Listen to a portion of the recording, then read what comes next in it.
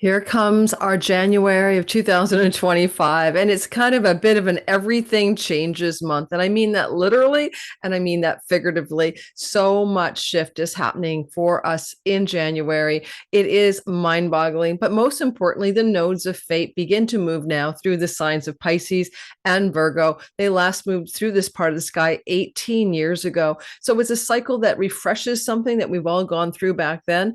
For each sign today, I'm briefly going to address the nodal shift as well as the exaltation of Venus in her home powerhouse place, Jupiter's kingdom of Pisces. This brings a sweet touch to our lives, especially the first 2 weeks of January. I'll explain more as we get going. I've already put out my all signs videos for January with a bit of a deep dive into your month ahead. And so this is going to be my overview, and I call this the big picture overview. Why? Because I want to take a broad look at the world for the month of January and what it might mean for us based on what's happening in our sky, and particularly the Mars Pluto opposition that's occurring in the first week of January. We also have an angle to the Vestal flame of devotion brewing in our sky as time goes on between Pluto and Mars, and that's very, very important. So we're going to talk about that as well. And I'm going to talk world events because what I do is called also, besides your personal reading, mundane astrology, which just simply means world astrology. And I get that some of you don't care about world astrology, politics, economics, wars, and that's fine. Then you can jump to your own sign. There are timestamps pinned courtesy for you by me to the comments section. And when you hit the title of the video, you'll get what are called chapters, and you can skedaddle to your sign. But if you like world events, then stay around for the first half. If you don't like it, don't listen and complain. I'm really tired of that one in the troll land. Don't tell me you don't like it. You don't have to listen to it. There is an easy way to jump to your sign. If you're new to my channel, welcome. My name is Lori Lothian. I'm using the Western Tropical Zodiac, whole sign houses, fixed stars, of course, and minor asteroids. And we'll be talking about Vesta, who is a bit of a major asteroid, but she is nonetheless an asteroid. I'm also going to take a short look at the asteroid Urania, the god of outer space, the muse of astronomy and astrology, but particularly key frames, drones, UAPs, and things that are unknown in our skies. We'll be talking about the role of Urania in the month of January. And finally, we're also going to talk a little bit about, just a smidgen, about Mars and Pluto as it has been building for your sign all through the second half of December to this crescendo on the January 2nd, 3rd timeframe. So that's a short-lived story, and then it wanes out as Mars retrogrades into Cancer. But it's just too good, too important, too radically intense not to comment individually as well. So I'll be bringing that in there. If you're trying to calculate how long this video will last, if you're coming into this live premiere format, this is probably an hour and a half long. So settle in, get a pen and a paper to get going. So I've also given you something else. I'm going to get you ready to screenshot something. And all about me,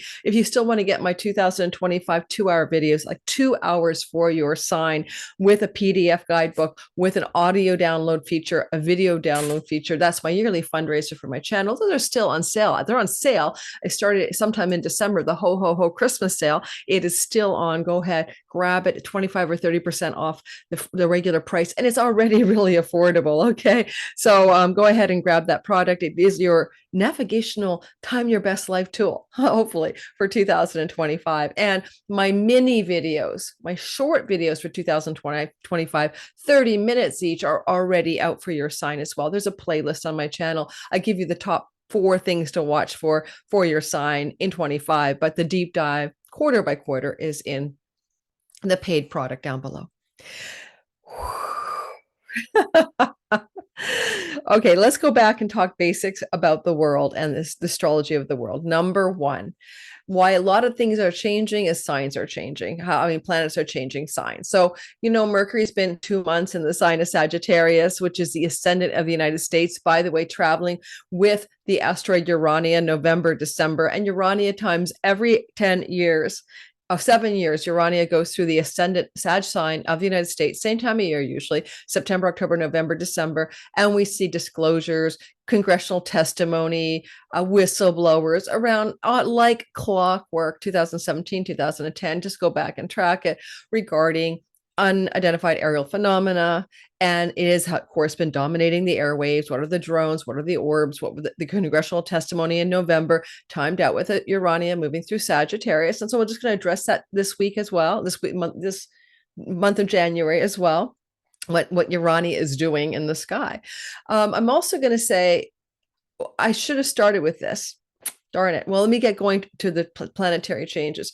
So Mercury finally leaves Sagittarius on January the 8th, where he has been for 2 months because of retrogradation, and goes into the sign of Capricorn until the 27th of January. That's going to be a whole tonal quality shift regarding the types of news and information stories that are coming through our world. In the United States natal chart, Capricorn represents the second house, and the second house is the economy or the wealth of the country. So look for news stories around that January 8th to the 27th.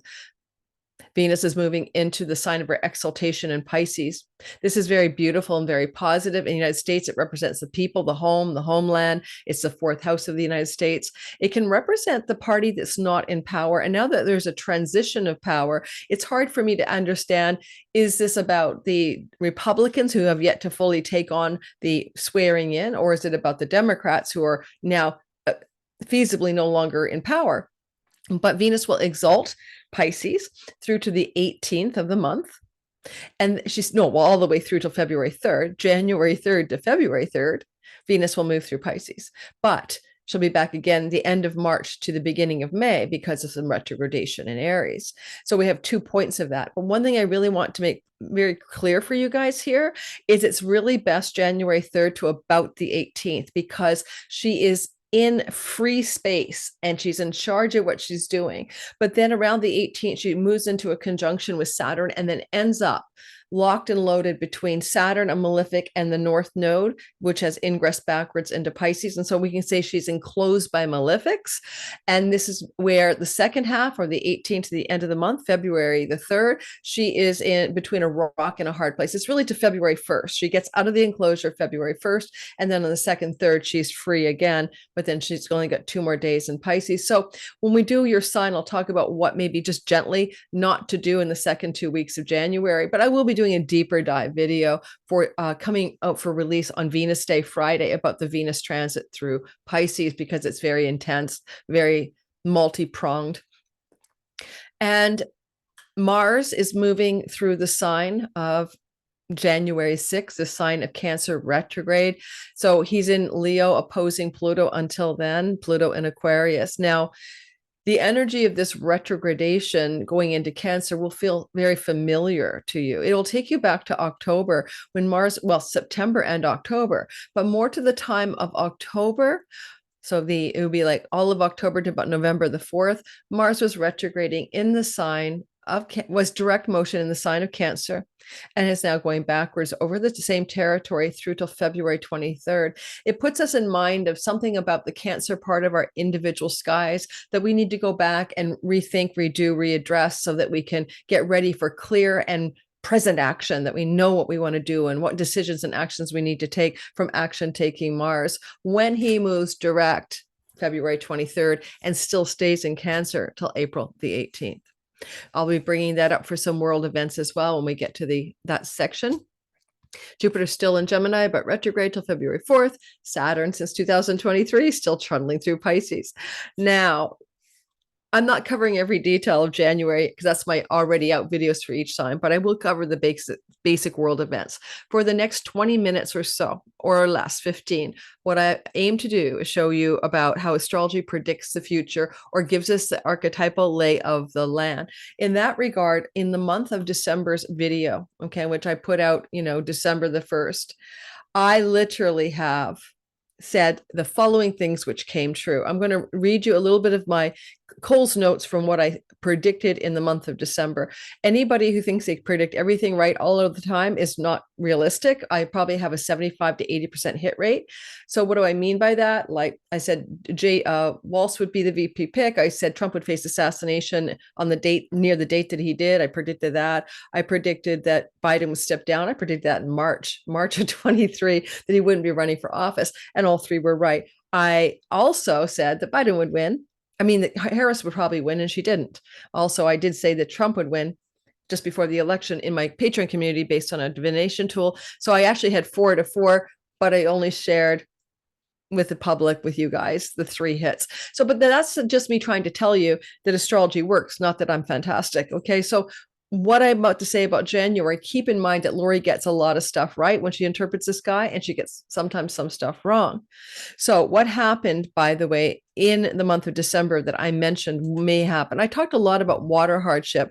That was because of a T-square in early December with Mars.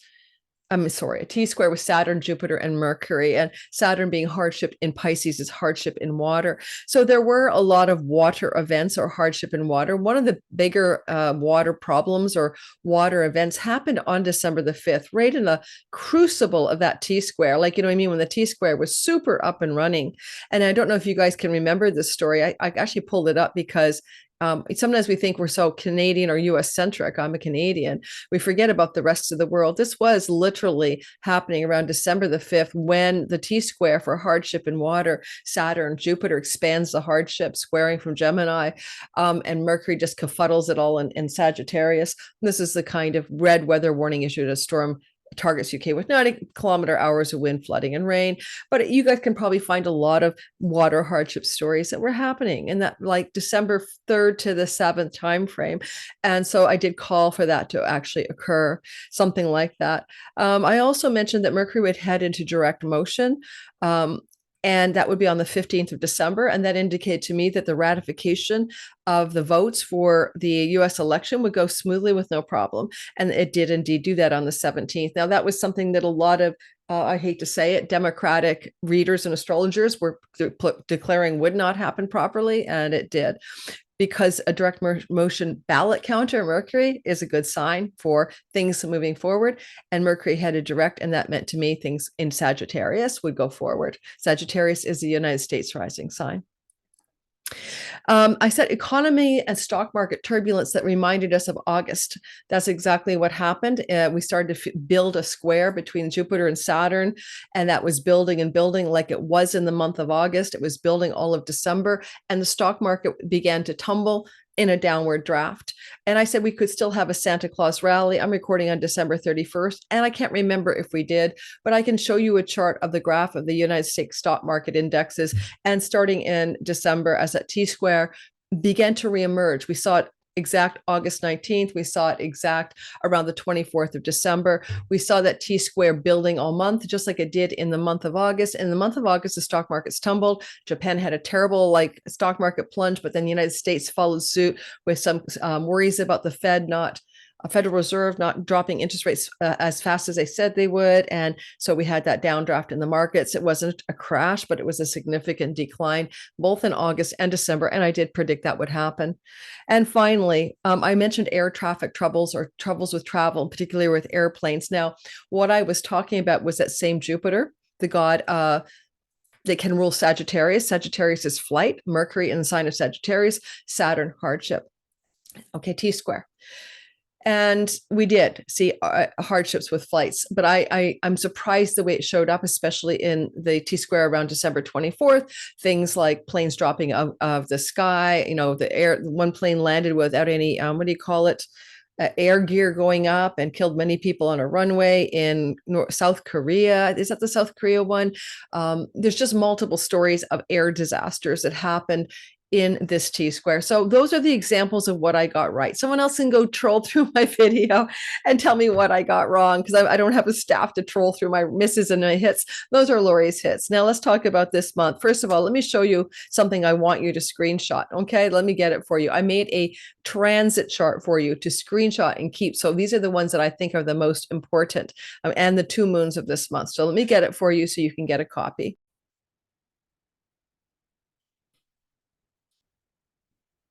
This could be very helpful if you're looking at potentially wanting to have a little cheat sheet for your month of January 2025. So go ahead and grab a screenshot if it works for you. I'll talk a little bit about this right now before we go into some, or maybe I'll let the world events spin out from this, but I think I'm just going to just generally address this for you. I want you to have it handy. I did this myself. I don't have a full-time assistant or anything, so welcome.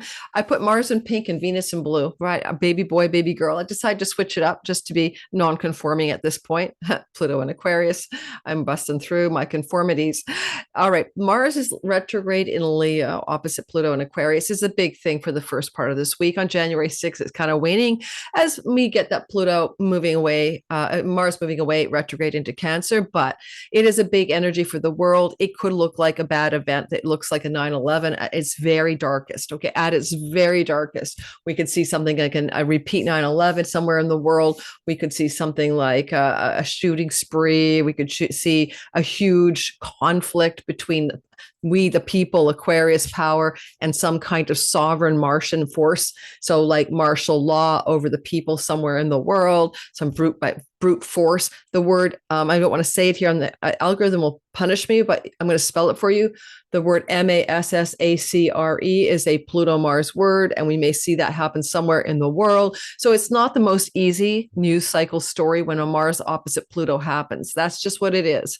Nothing more I can say. In the Middle East, the leader of the nation of Israel, has a Mars and Leo placement. So it's activating his own energy around being more a brutal force or brutality or suppression of whatever needs to be suppressed. You could also look at this as annexation of land as well, based on the chart of the nation of annexing neighboring lands, etc.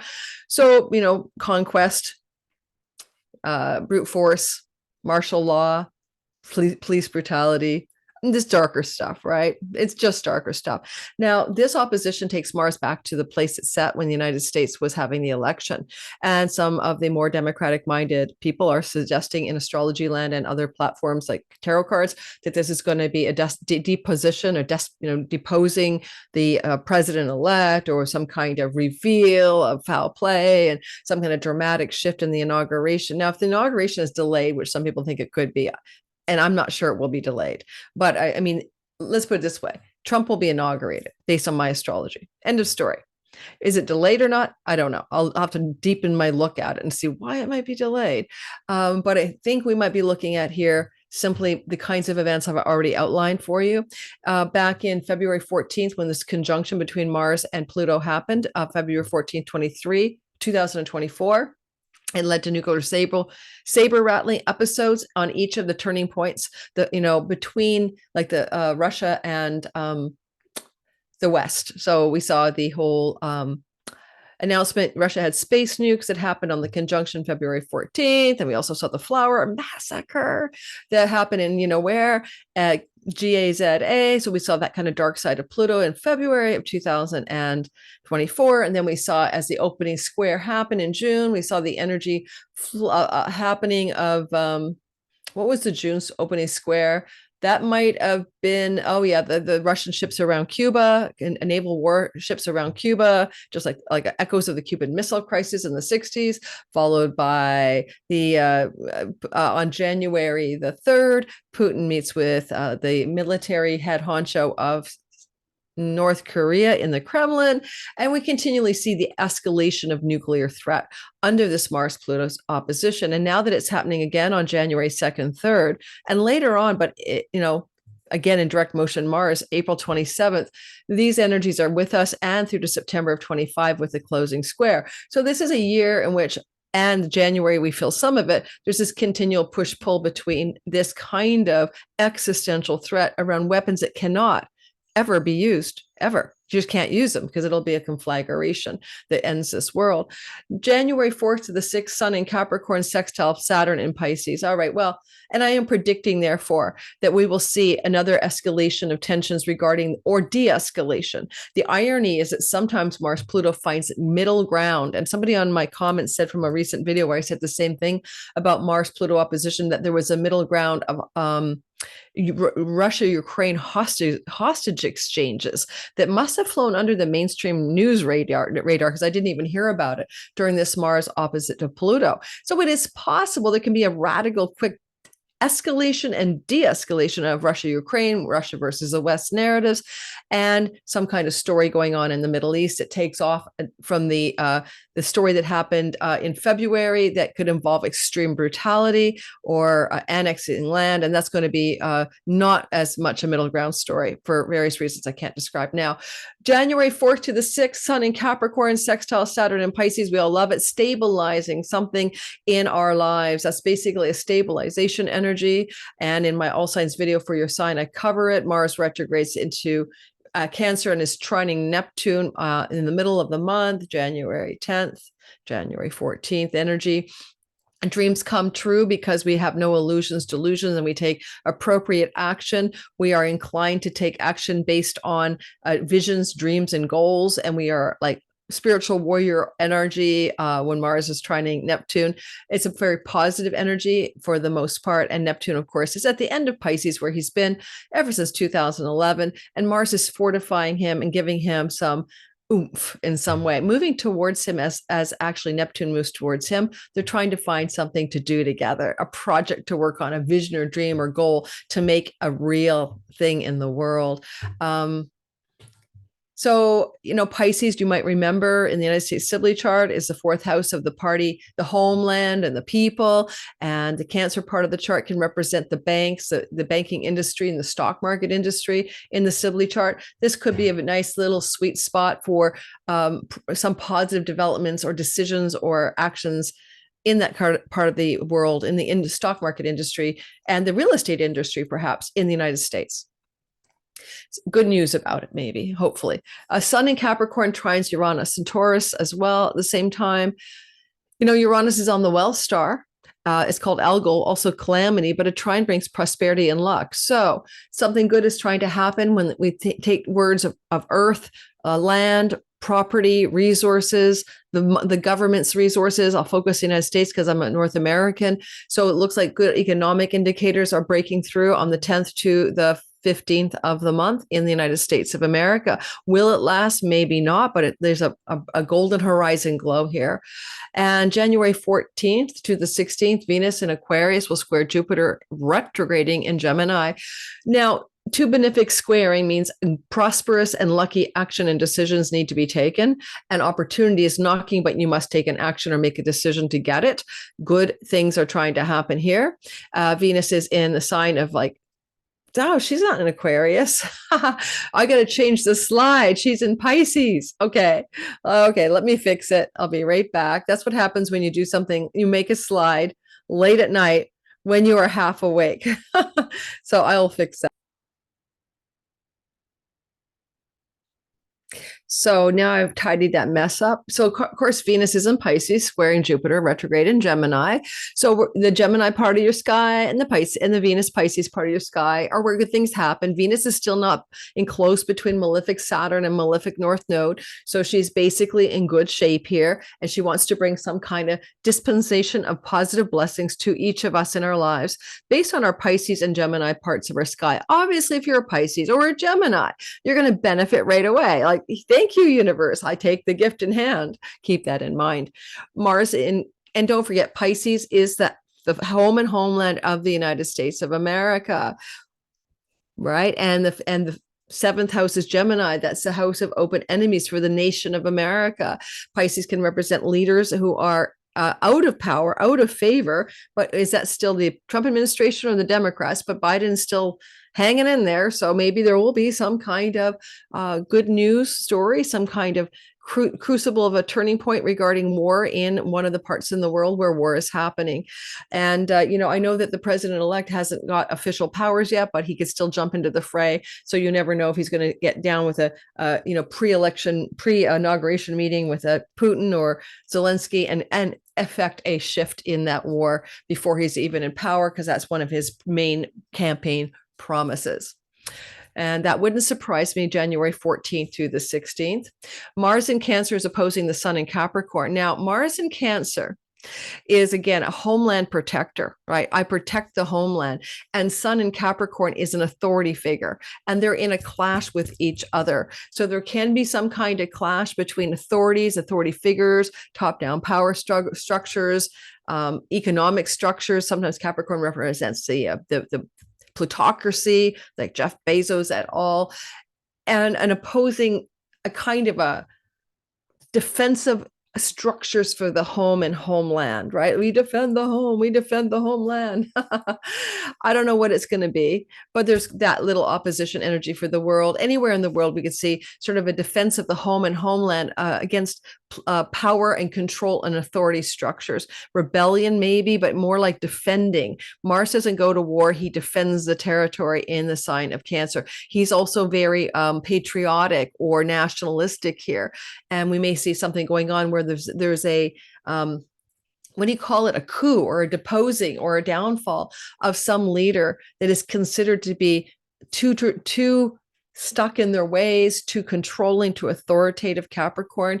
For example, in Canada, our prime minister is being asked to resign over kerfuffle after kerfuffle after kerfuffle. The latest one is pretty well irredeemable. Now his own party's telling him to resign so that someone can take his place, so that when we have an election, it's not him running against the other party. Because, I mean, in the polls, his party's lower than the other parties. I mean, he would be my super minority party. He's trashed his party. That could very much look like January 14th, that to the 16th, we get a lot of pressure for him to resign, and he might just do it if he doesn't do it before then. Venus conjunct Saturn in Pisces, sextile Mercury in Sagittarius. Well, Venus and Saturn together are actually friends. They kind of like each other, okay? Because Saturn is exalted and Venus is Libra house. So not enemies, naturally. They get along. And Venus is love and beauty and money and friendliness and peace. And Saturn is enduring, lasting, and reliable, steadfast energy. And so if we're talking about world peace at any point, certainly a Venus-Saturn conjunction in Pisces could bring us a world peace. So let's just hope for the best. Can we all do that together? 1, 2, 3. I'm hoping for the best. Are you hoping for the best? Let's have a world peace happen somewhere.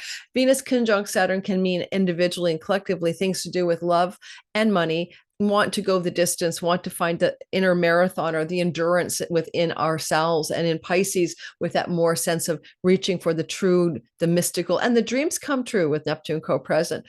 Dreams come true with financial and love stories, but you're trying to make it incremental, steadfast, enduring. And when things get hard in your money and love and friendship and peace, and all of those stories, you can buckle up, and what doesn't kill you does make you stronger. And Venus is definitely pitching down for that.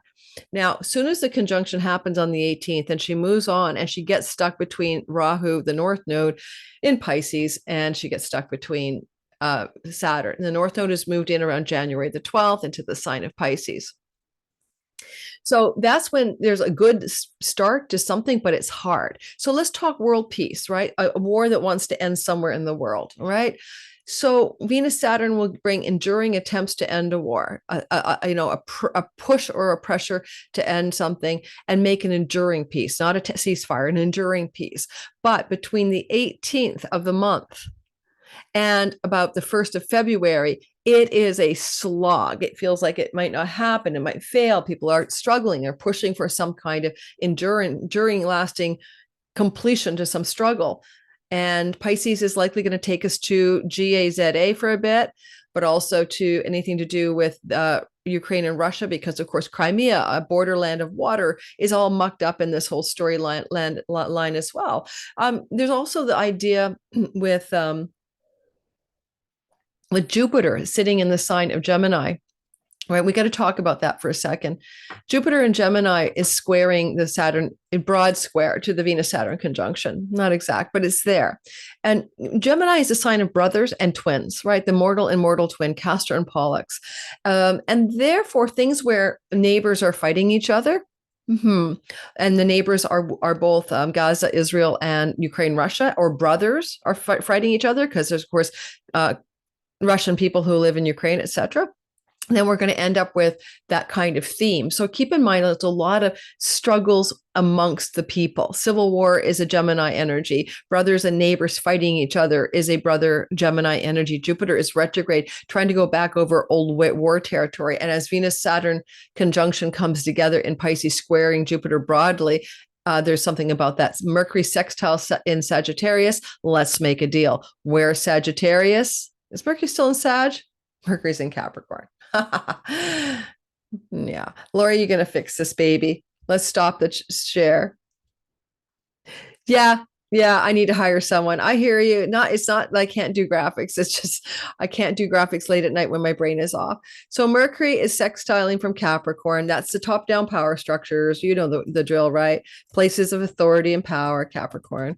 Yeah, Capricorn. However, in the Middle East, for the nation of Israel, just so you know, Capricorn happens to indicate the land and homeland of the nation of Israel. So we might see some attempts for some negotiations there that leads to a breakthrough of some kind. It would be nice, wouldn't it? But it's very turbulent and very hard. For example, if by any chance there was a land grab, an annexing of territory, then like the West Bank, then there's going to be uproars in the world, maybe. And that could lead to very deep and profound pressure on the nation of Israel to get the hell out of land that's not rightfully theirs. And, beyond just the impotent United Nations.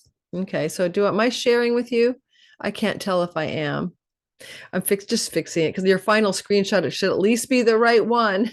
Ay, ay, ay, ay, ay.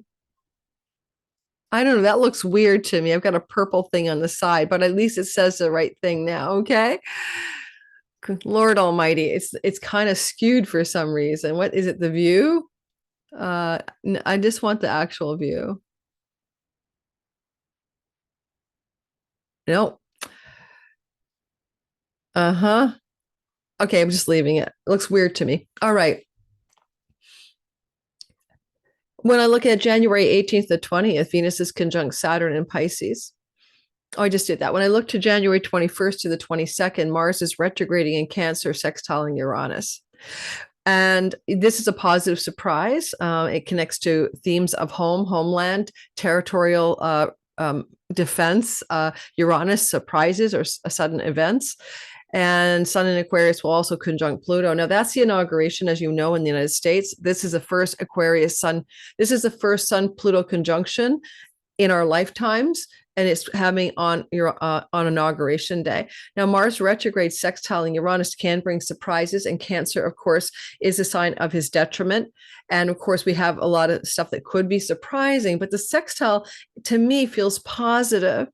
And so Uranus is in the sign of Taurus, just so you know, which represents the labor and labor markets in the United States, the everyday working person. And Mars is in the sign of stock markets. Again, it could be an economic positive news day or time around the 21st, 22nd of January. And yet we have this conjunction in Aquarius between the Sun and Pluto.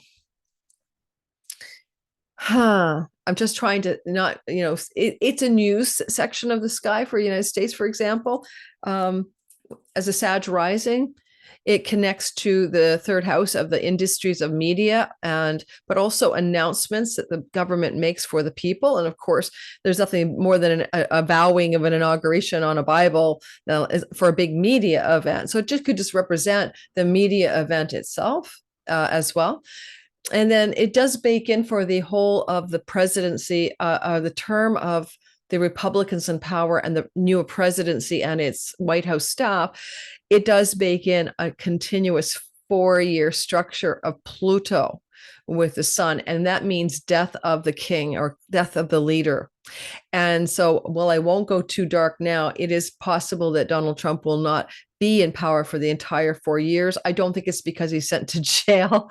I think it's because he might be physically in harm's way or ill enough not to be in power. And January 22nd to the 23rd, Mercury in Capricorn will be opposite Mars in Cancer. So we saw, Mars in Cancer was already opposite the Sun in Capricorn. Now Mercury in Capricorn is opposite Mars in Cancer. So Mars keeps getting into arguments with Capricorn sky. So there's some difficult news coming through that Mars is wanting to defend its right to Cancer, homeland, emotional, and Mars is out of bounds in January, emotional over the topness and Mercury news stories to do with. In the United States, Mercury is in the second house of the United States Sibley chart. So it can be news about the coffers or the United States finances and its financial wellness, like budgets or financial matters to do with treasury funds or money the government owes, debts and deficits, and some difficult news coming out January 22nd to the 23rd in the wake of the Trump administration inheriting a highly indebted Democratic government. But this can be firing. Okay, Mars is like the god of ending, cutting, and severing, and Mercury and Capricorn will be news of being fired, and that would make sense because Trump will come into power and he will fire a bunch of people. And December 25th to the 27th, Venus in Pisces will flow to Mars in Cancer, and this is a beautiful, beautiful energy of the cosmic lovers in a tango, and good things come from this to do with your own love stories, your own money stories. Caveat: Venus is still wedged between the malefics, and so it's toned down a bit, but it could really also perk up around December 2nd and 3rd, February 2nd and 3rd, sort of a late blooming promise. Venus is in the house of the people of the United States, home and homeland, property and real estate, fourth house matters, flowing to Mars in banks, loans, mortgages, banking industry, stock markets. So that looks like a good development regarding economy, the land, property, real estate. Everyone's predicting a real estate crash. This could be a bit of a bright sky. This could be some really good going back over old ground. Mars is retrograde. Go back to October. What was happening in the United States in October around land, property, real estate, mortgages, bank loans, treasury funds, credit scores, stuff like that, because it's pretty good here. And Mars is coming back to mop up from things that were happening in October in that part of the sky.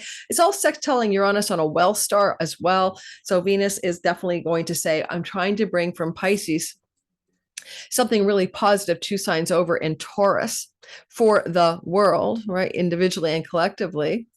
The second house here, Taurus, 2 signs over from Pisces, is the labor force in the United States Sibley chart. So this looks like a good economic sweet time here. And there may be a honeymoon period. Maybe it's just all like the news cycle says everything's really wonderful. So we'll see if that's true. And Venus and Pisces conjunct Neptune, soulmate love, dreamy love, December 30th, 31st. 2 lunations, Cancer full moon, Capricorn new moon, January 13th. I'm not going to do a deep dive here. I have whole separate videos about lunations on my channel with deep dives into asteroids and stuff. Cancer full moon is conjunct Mars. What must end in your life, January 13th? And maybe you'll feel it building a couple weeks before and feel it a couple weeks after. You want to make a decision. You've got emotions going, high emotions, radical ruthlessness, because you just cut away in a out of bounds Mars. What do you want to cut out and from your life? Okay, if you're a Cancer, sun, moon, or rising, obviously you got the sword in your hand. This moon effectively helps you cut out anyone, anything, any situation you don't want. Mars means endings and cutting and severing on a full moon, completion and endings. Capricorn new moon, January 29th, a new beginning, a new fresh start. It could be so many different ways that it plays out, but I'm going to save that I'm not going to cover that here. There's a lot going on in that I particularly like in that moon, but we're going to cover that in my deep dive for the moon, which I do on my channel. Hopefully by now you've screenshot that, and hopefully by now, it's the final version. Now let's go ahead and show you the sky. We're going to talk about all signs. And in the all signs portion, I want to bring your attention to one thing as well. The Vestal flame is going to be sweetly activated. And I want to talk about how she hooks up with Pluto Mars and what it might mean for you. I want to talk just briefly to remind you of the nodal shift, January 11th. I have done a video about the nodes of fate changing signs already. It's already out for your sign. I'll put it in the description box below for you to go ahead and watch the deeper dive. I put that out almost 8 weeks ago. And I'm also going to talk a little bit, but very briefly for each sign about Venus. She spent the whole month exalted in Pisces.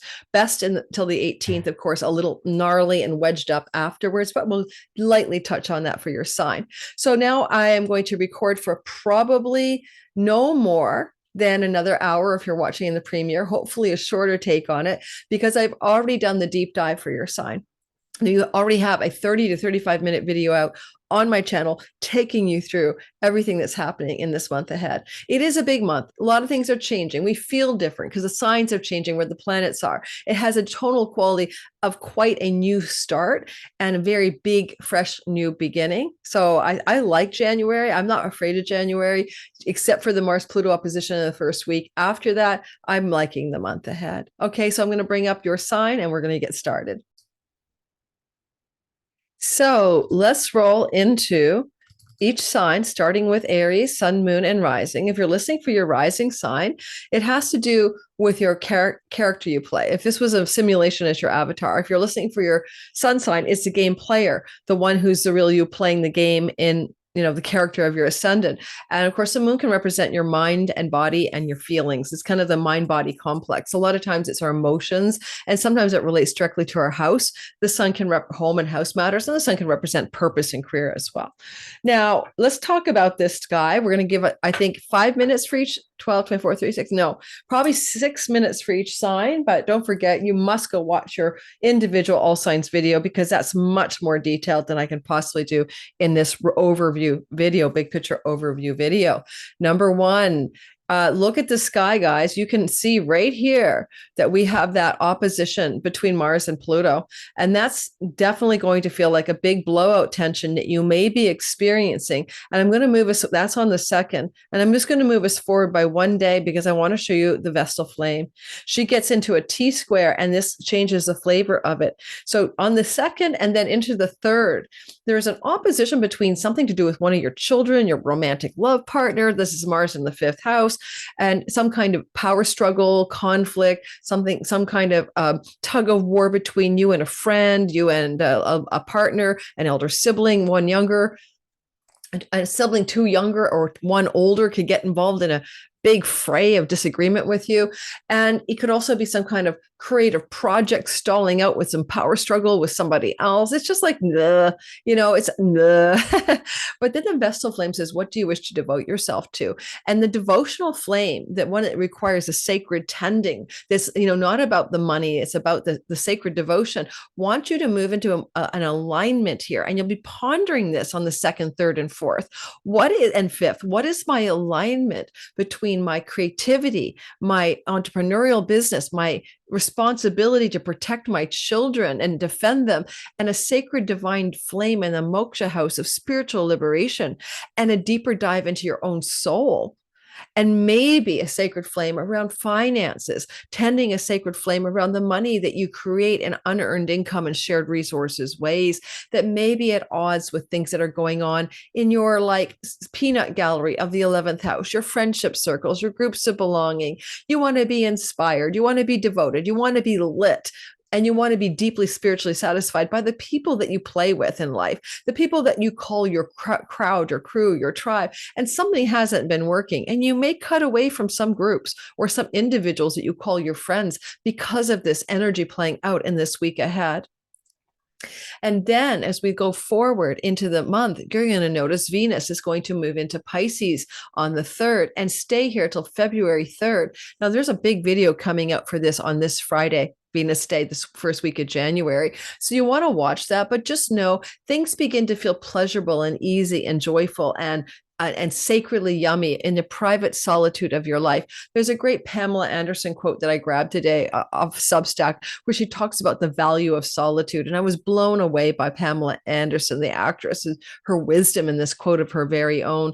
So you might find this deep, delectable, luscious exquisiteness in your alone time, and how by being alone January 3rd to February the 3rd, you find yourself really feeling good. And there's a problem here, because then Venus gets wedged between malefics on January the 18th, 19th to the 20th till February 1st. And suddenly the sweetness is gone. I think you're going to be in hardship finding your journaling, sacred devotional, home alone in your lone in your imagination time. Something's going to get in the way of it. And I know what that is for me. I booked a trip to Mexico with a girlfriend, probably should have stayed home alone. And I'll just feel like, oh no, I'm wedged between a rock and an alone hard place. I want to be alone. Venus here is also really good for finances. So if you make money in any international, foreign, digital revenue, borderless income and revenue, because you're doing some kind of online business or you have clients in foreign lands and stuff. This isn't allowing for you to be flourishing for the first 2 weeks of January, with a bit of compression, like in the last, 12 days of January. Now, finally, the last thing I want to say is I want to remind you, on the 11th, 12th time zone dependent, the nodes of fate shift gears, and the North Node moves out of the sign here of Aries, and we'll be moving into the part of the sky that is your 12th house. This is a North Node expansion of your deeper soul work, and it's also going to expand income or revenue from foreign and distant places. This is also a really good energy to focus on getting rid of self-undoing addictions and bad habits, as Rahu takes your attention and amplifies the volume up on how you let yourself down in life. This energy will be just like it was in mid-2006, all of 2007 into early 2008. You have been here before. It's rinse and repeat. And this is going to be lasting through until midsummer of 2025. And this is where the eclipses will be happening. Now we're going to move into the next sign. That might be done sooner than I think, which is kind of great because it's New Year's Eve night. That's why I look good. I have makeup on, and I'm going to go out with a friend that I haven't seen in ages, for an early dinner. And then I'm going to go home and I'm going to pour one glass of bubbly, and I'm going to journal, and I'm going to enjoy my time. I'm an Aries sun, moon, and rising, just so you know. Yes, I can't wait to enjoy my delectable solitude. All right, Taurus, sun, moon, and rising sign. Taurus, sun, moon, and rising sign. So we start off January, and you've been feeling this building all of December. You guys got to go to my Pluto Chronicles Substack, where I talked about the Mars opposition. I've really covered it for you. In fact, it would have been better if I had just read my column to you at this point, because it would have been easier on me than what I'm doing now. Maybe I should go back and read it for everybody. That would be kind of fun. Let me do that. Sorry, Aries, I didn't do that for you. It's only a paragraph, and I'm still going to cover the other things. So let me do that. No, I don't have the Vestal Flame in, so I won't read it to you. But go to Substack. I really talk in my Substack column. You get 2 paragraphs basically about how to deal with this Mars opposition. So I'll tell every sign to go read the Substack. It's free. The link is in the description box. It's kind of, it's a nice 2-paragraph way to understand it. But here I'll just say this. As we approach the beginning of January the 1st, 2nd, 3rd, 4th, 5th, you feel this tension that's been building all through the second half of December between Pluto and Mars. And it's really going to feel like there's been a freaking thorn in your home life. Mars is sharp, tacky, glass object in the 4th house of home, land, and real estate. It could be literally about real estate, like, oh my God, I've got a problem. My mortgage is overdue, or, I can't get a mortgage, and there's problems with land, home, and real estate. But sharp objects in the home, right? So maybe gnarly interactions with your family, your kids, your marriage partner, your roommates, whoever you live with, conflict in the home, tension in the home, battles in the home, hopefully no domestic violence in the home. And Mars has been sharply down there. And now he's opposing, of course, in a very acute way, your public reputation. Now, public reputation and work and success and career, but sometimes we always get stuck on the word career. And a lot of you ask me when you're retired or a student, what do you mean career? Well, what do people say about you? What is your reputation? What is your social standing in life? Because that's also your 10th house, visible actions seen by the world in your life. And this is indicating a time in which you're coming into a massive detonation, an explosive energy. Perhaps your public reputation is going to sustain a blow. Perhaps you're going to be battling with a boss, and it's a home tension opposition. You don't want to go to work. Your boss wants you to come to work. Your boss is being gnarly. You're angry at home. This is the first week of January. The Vestal Flame of Devotion in our 7th house asks us to really look at who we want to serve. Do we want to be devoted to our clients? Do we want to be devoted to our spouse? Do we want to be devoted to a business partner? Who do we want to spend a devotional energy on? You know, Vestal flame energy could also be tension with your significant other who you think isn't spending any time or energy being more considerately devoted to you. And you say, well, like, wait a minute, what about me? But if you don't have a partner, then it's not that, right? It could be the public, the audience, the marketplace, or any significant others that you think you need to dedicate yourself to. And there's this crucible of tension saying, how do I do this dedication? Where do I find within me the resources to send some devotional energy to my beloved or to my significant others in my life when I'm a hot mess? Because I've got like sharp, hot, fiery objects in my home. All right. Next, we see Venus moving into the 11th house. Such a sweet place for social engagement. She's going to be here all of January to the 3rd. You're going to find that January 3rd to February 3rd, your social life picks up, time with friends, groups of belonging, your career gains, raises, promotions, perks, and rewards could show up here as well. Or you enjoy the collegiate colleague space a lot more, and you're having fun with the people at work, in the collegiate space. But this is also her exaltation. So you can go over the top, a little bit too much fun, if you know what I mean, a little bit too much pleasure here. Then she gets constrained and she gets stuck between, Saturn and Rahu, and she might just tone it down a bit. Like, oh, I can't deal with another hangover. Or, oh my God, I'm working. I love the fact I got some perks in my work, but I've got to constrain my enthusiasm. It's a little bit harder. I'm working hard for my money, especially with Saturn. She works hard for her money. She works hard for it, honey. Ooh. A sibling one older than you is good for you in the month of January, but you could have some conflicts with that sibling, like on the 18th to the end of the month, because of the besiegement or the enclosure of Venus in the house of the elder sibling. So that sibling one older than you, it could be some problems with that sibling if you're engaged with that sibling in any meaningful way. Finally, we have our hopes, dreams, and wishes here, and you might be exalting them. You might be coming up with grand world domination plans, or, you might be fantasizing about with Neptune, your highest possible outcomes in your life story. And then you get into a reality check when she bumps into Saturn on the 18th and gets stuck between the malefics for a couple of weeks. So good start. It finishes strong. February 2nd, 3rd, you're back in good form again. Just have to watch out for the middle of that time frame, the 18th to February 2nd, where things can really constrain you. And sometimes Saturn, Venus is time to end something, like end that friendship, end that association, end that group of belonging, a club that you belong to, because you recognize it's not yours. It doesn't work. Or end the way you gain career gains. Career gains means you make the money from the 10th here, second from the 10th. Just some of you might quit a job or end a path of earnings, complete it. Then we got to talk really briefly about the nodes of fate on the 12th or so, moving into the Pisces part of the chart and the south node here. But I want to focus on up here. So the north node expands and grows. I've got a full video out for your sign. Go look at it. It's already on my playlist and stuff. I'll pin it to the comments.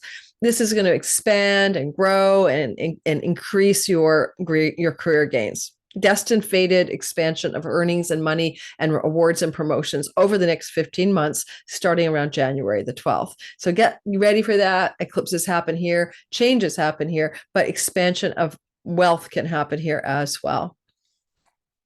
And expansion of social groups and friendship circles.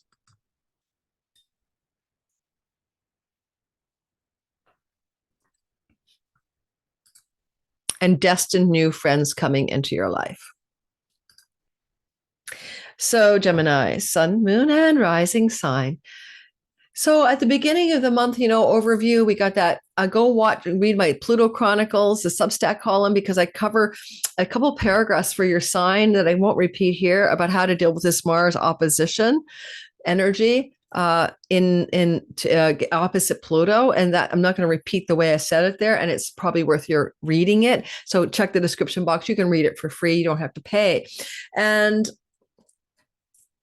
what I'd say for you is that why are you in this battle in the 3rd house? Because this is your social media, online world. This is your neighbors and neighborhood. This is your sibling, one younger, and extended family like cousins and uncles, etc., and aunts. You are in some kind of hot, heated energy. And certainly in January, we're already seeing the energy becoming more radical as Mars is out of bounds. And I feel like you could be dealing with some kind of conflict, but it's not so bad because you have, a sextile to it. So you're working with it. You want to cut and sever something. And it could be that neighbor connection, that neighborhood. You want to leave your neighborhood. I do. I'm progressed Gemini sun. I want to get a neighborhood where I can put my feet on the grass as soon as I walk out the door. I'm tired of city living. So I've got this inner conflict for sure. But it can be, if you're in the social media sphere, that you're encountering a lot of harsh energy there, and that is trolls, of course. And also you may want to be cutting away from that energy for some reason. This is a travel house, and Mars loves to travel, and he's retrograde. Say, well, let's travel to some place you've been before, but there's opposition from Pluto, and Pluto is like the dominator here, and he's like, wait a minute, you might want to make these changes in your third house, but I'm in charge in the ninth house. And Mars just wants to quit something, and Pluto says, maybe not. Let's look at this more closely. Pluto can be a powerful, spiritual, dominating idea, ideology, or figure that you're coming into a conflict about within some part of your life. Now, Pluto also can indicate some kind of conflict with a father figure here. It's one of the meanings of the ninth house in Indian astrology. And you might be dealing with some kind of sharp, heated discussions, arguments, or battles with a father figure, or a legal and court matter, especially given Mars is the god of lawsuits and Pluto is in the courts. So look for that tension. But the vessel flame says, what do you want to devote yourself to in the sixth house? And that's devotion to your pets, or your pet should be devoted to you. A devotional energy can break this tension if you want to devote yourself to your animal and just calm yourself down. Or you can be very devoted or find a devotional flame to the work you do. You see, the vessel flame says your work must be of a sacred duty and a dedication. And it comes from a place of wanting in the sixth house to be of service. And some of you are trying to lean into, what is my devoted, dedicated service to this world, right? That brings spiritual truth and power to the world. And yet I'm struggling with something in the everyday. The everyday life you lead is the third house. It's where you go, the people you see, the things you do. It's your grocery stores, your neighbors. It's your daily life, but it's also your online life. And some of you may be ready to make a shift in something you've been doing there and the work you do there if you're someone who works in the online world. Finally, then Venus exalts your 10th house, which is sweet, sweet, sweet for career success.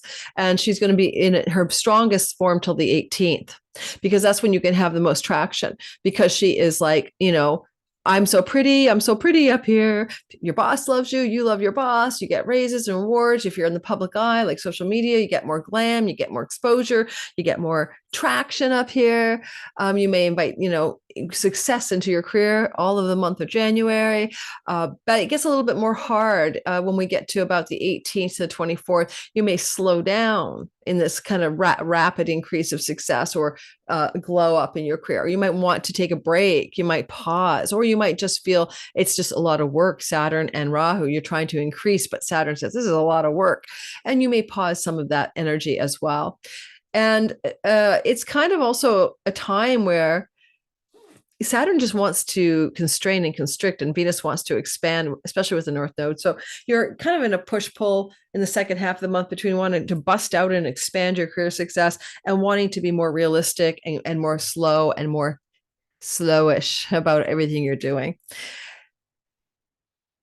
The nodes of fate are moving into the sign of Pisces around the 12th and Virgo.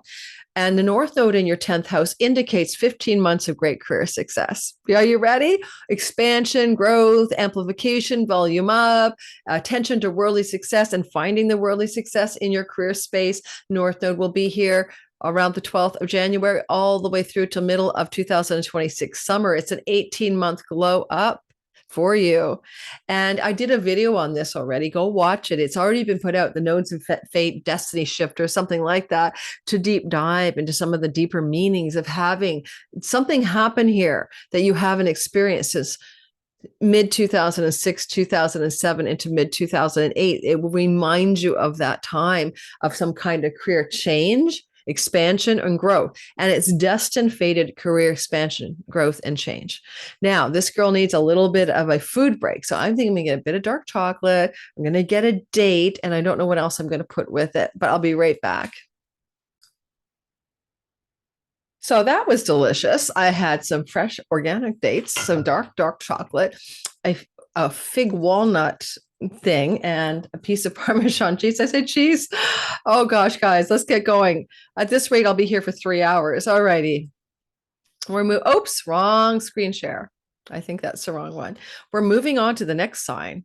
Blah, de blah. Here we go. I hope that I'm sharing. I am, right? Yes. All right.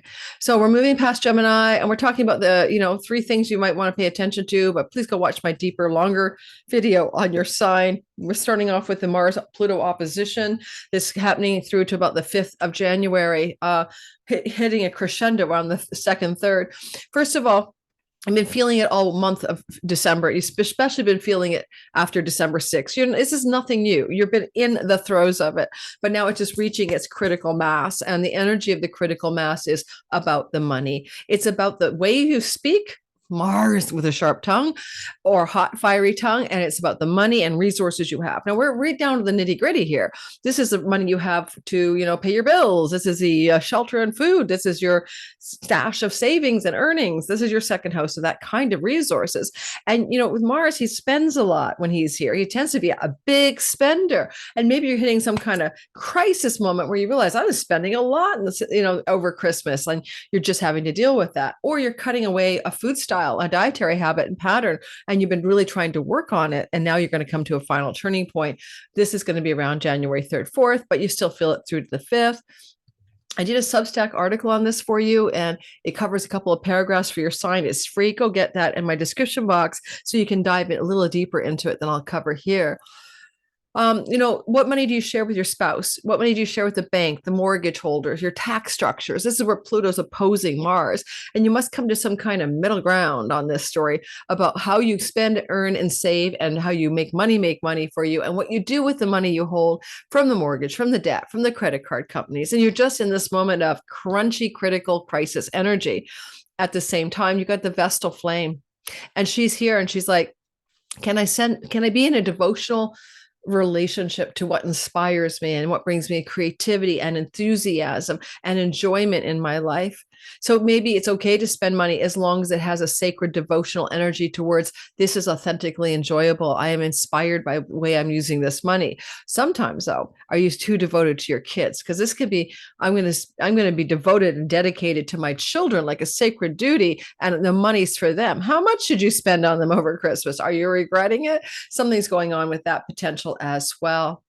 As we move into the later part of the month, on the 3rd of the month, well, not later, 3rd of January through to February 3rd, Venus exalts you in your 9th house. It's a beautiful placement for going off on a trip to a foreign land. It's great for studying or learning, especially in higher learning environments. She's going to give you a lot of juice up here when it comes to more spiritual enlivenment and feeling more in tune with your purpose and more enjoyment in the things you do that feel meaningful, dharmic, and purposeful. And when she's up here, a sibling too older than you can be of great benefit to you. However, she will get wedged, and court cases can work in your behalf, and book publishing deals can be had, etc. But however, she is going to come into a enclosure between 2 malefic planets, energy, Saturn, and the North Node, and that'll be happening around the 18th of the month.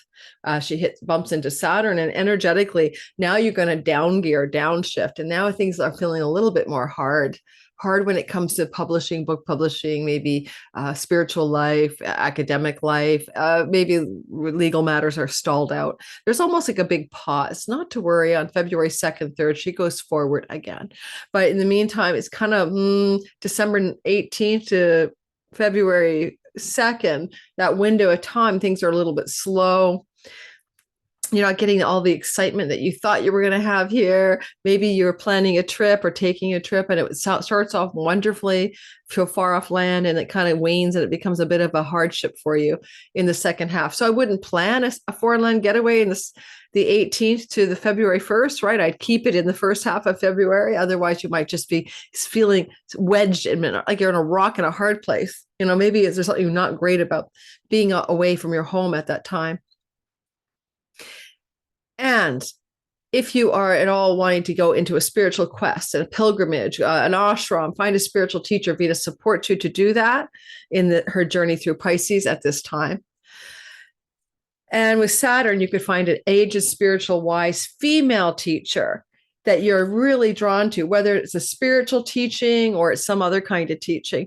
A spiritual wisdom teacher or just a teacher in general may come to you, or guide or mentor or a spiritual therapist even could show up who's got a lot of wisdom to offer you in the month of January. Now, the nodes of fate are switching signs. And around the 12th of January, the North Node moves into Pisces. And this is going to expand, grow, and volume up your spiritual life. It's literally going to take you, if you never published a book, now all of a sudden you want to publish a book. If you've never gone to church, you're going to suddenly find a church. Or if you want to find a spiritual meditation path or something, you're going to do it. Or you're going to begin to activate the themes of expanding through learning and going to school. The last time this energy of the North Node volumed up your ninth house like this was back in 2006, midway, 2007, halfway through 2008. Like you kind of felt it. We could just say 2006, 7, and 8. Let me keep it simple, right? So there's something about coming back to the things you were doing back then and how you might be returning to that direction in your life. Regarding ninth house matters. And there's a lot more to it than that. It's got other meanings and depths to it, especially with Neptune there. So go watch go listen to my nodal axis shift deeper dive video for all signs that I put out a couple months ago. And I'll put that in the description box below for you to grab as well. All right. So Leo, you guys are in the thick of it, right? Wait. Yeah. Okay. Sorry. You guys, Leos, you are in the thick of the Mars opposition to Pluto. You must go read the Substack article because it's all about you. How are you going to deal with this energy, right? It's like once in a lifetime, first in a lifetime. First in a lifetime, you've been dealing with the authority you wield, Leos, and you're feeling the Substack article for your sign with, deep dive into your sign, 2 paragraphs is in the description box below. It's free. But this is you with a sword in your hand, but you're going backwards and you're covering territory you traveled in October. So October, you wished you had the sword fully up, but you may not have. You may have been like, no. Oh, did I say October? November. This is territory you traveled in November, not October. This is territory you were traveling in November. And you have a sword up here and you're looking over at your partner. And this is anyone besides you. It can be your business partner, your marriage partner, a particularly powerful, wealthy, or strong energy regarding a client or a customer or something like that. And business partners for sure, but any kind of significant relationship partner. And this is typically your marriage house.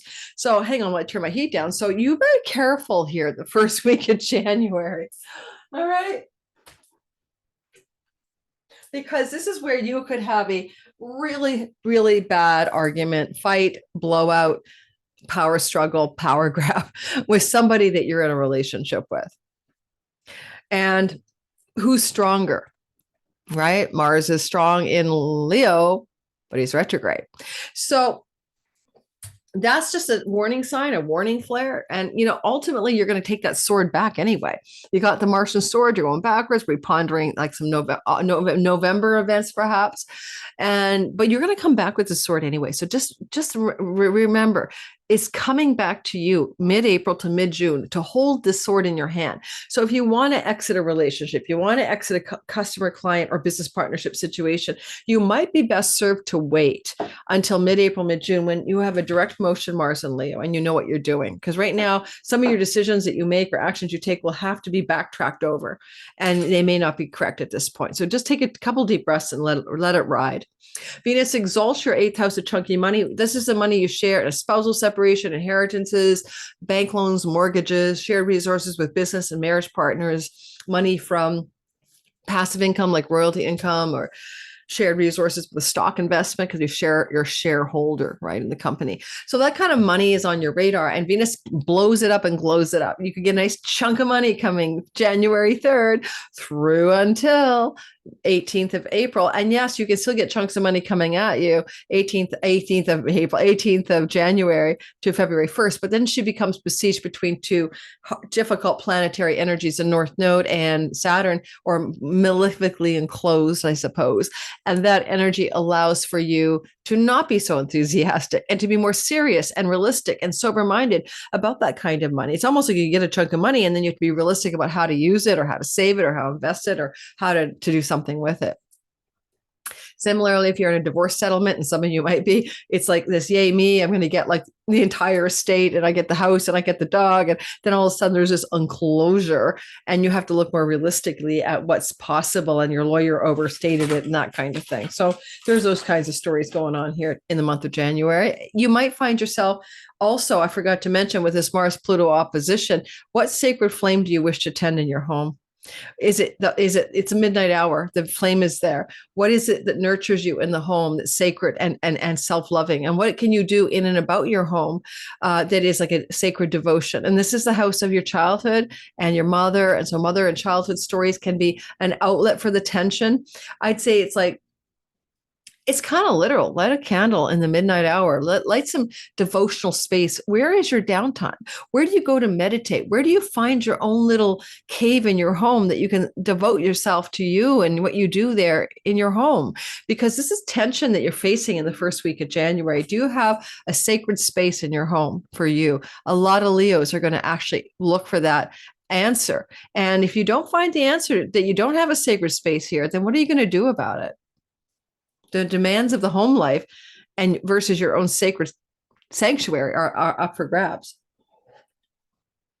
Now, the energy here of the North Node on the 12th of the month moving into Pisces is an exquisite energy to amplify your chunky money. You're going to get richer in the next 2 years. Well, you're going to get richer this January 12th to midsummer of 26. And there are eclipses that expand it. You may change the how of your money. You may, incorporate, you may develop a new investment structure for your savings or your pension, or you may get some kind of new income that's passive or residual, but you're going to level up in the treasure chest of your monies, right? Not just the daily survival money, the bigger monies that you can have.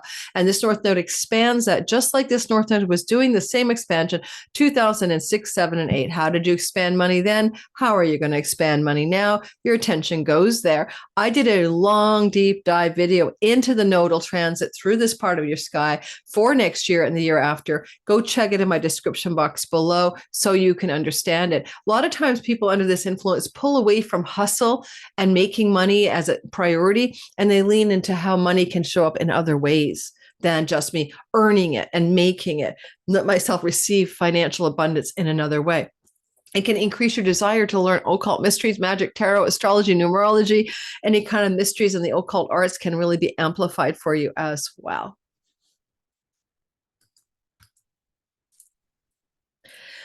All right, Virgo, sun, moon, and rising sign. This is a sky that tells me that you're going to find the first part of January, all the way through to the 5th, a huge amount of tension between Mars in your 12th house and Pluto in your 6th. It can be a blowout in the work environment. Pluto is in the colleague co-worker space. Mars is in the hidden enemy space. And you might have a fracture with someone in the workplace. You go, what the fuck? They didn't, excuse my language, didn't have my back. It could be a difficulty with a pet and a pet illness, a pet health matter. It could be something blowing out of proportion or extending into some kind of conflagration over addiction, self-undoing bad habits and patterns. And how that looks in your life, I don't know, but a sacred flame of devotion wants to bust through it in your 3rd house. The sacred flame is lighting a big lighter here, right? In things you need to do to dispel this tension. Now, this is a commuting house. Do you want to commute to work? Can you stop commuting to work?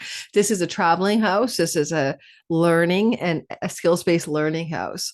This is third house where you have a sacred flame, is the house of your neighbors and neighborhood. And it's also the house of the online space. Somehow you could kind of get a bit of an outlet for the tension in hanging with friends, especially childhood friends, neighbors and neighborhood, local activities, tending to your daily life routines in a new way, because your daily life routines need to have a sacred devotional flame. You know, daily life routines with a sacred flame could look like I meditate before bed or in the morning before I get up in the morning. I light a candle at night. I light incense in the morning. Where can you have a sacred routine enter your daily life that helps you dispel the tension between work problems or pet problems or self-undoing and addiction problems? Time to light a sacred devotional flame. Now you're going to read my Substack article, because I have a deeper 2-paragraph dive written for you about how to deal with this tension of the Mars opposite Pluto. So it's for free. It's in my description box. I'll pin it to the top of my description box. I'll put it up high. Whew. Venus is exalting you in Pisces as she moves through that part of the sky, which is your marriage. If you have a long-term committed live-in love relationship, a monogamous relationship, long-term partnership, whatever, this is going to bless that person in your life. They get a nice little exaltation so that things go well in their life. They do well in their career. They do well in their health, whatever they need to do well in, they're doing well in. It serves their greater good. It can bless the marriage or the relationship and give it a new sort of glow and a romance, a new connection, a deeper soul connection to the one you're with. And you feel this energy January 3rd to February 3rd. However, there's a little bit of a challenge, and that's going to be on the 18th of January. Did I say February? But on the 18th of January through to February 1st, Venus gets wedged between the malefic energies of Mars, of Saturn, and the North Node in your marriage house. That may be about your partner going through some kind of contraction, some kind of challenge in their own lives, some kind of pause or restraint, some kind of hard, difficult energies for them. Now, it can also impact you. So what's going on with them on the 18th to the 1st may impact you. This could also be some kind of constriction with a business partner and their life, or even a client or customer and their life. It's almost like the customers and clients love you. And then on January 18th to February 1st, there's all like some kind of blowback or problem or constriction of some sort.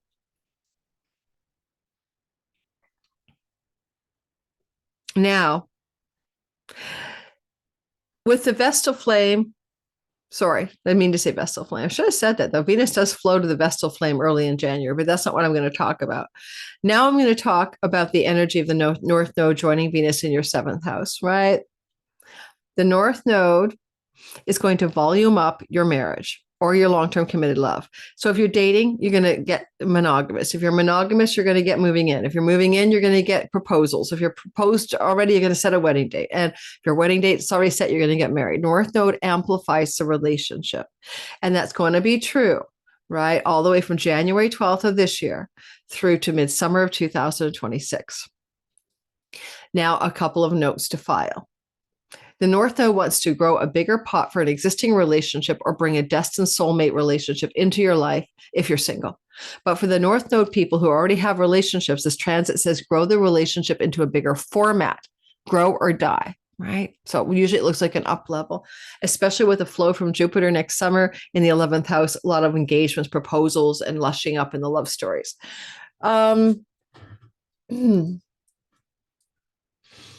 There is a deeper dive video that I've done about other ways the North Node can expand your 7th house and what it might mean for you. So go check it out in my description box below. It's a deep dive for all signs. I already put that out a couple months ago. And that would be a great way to start the new year, is to look at how this energy will play out for you over the next 18 months.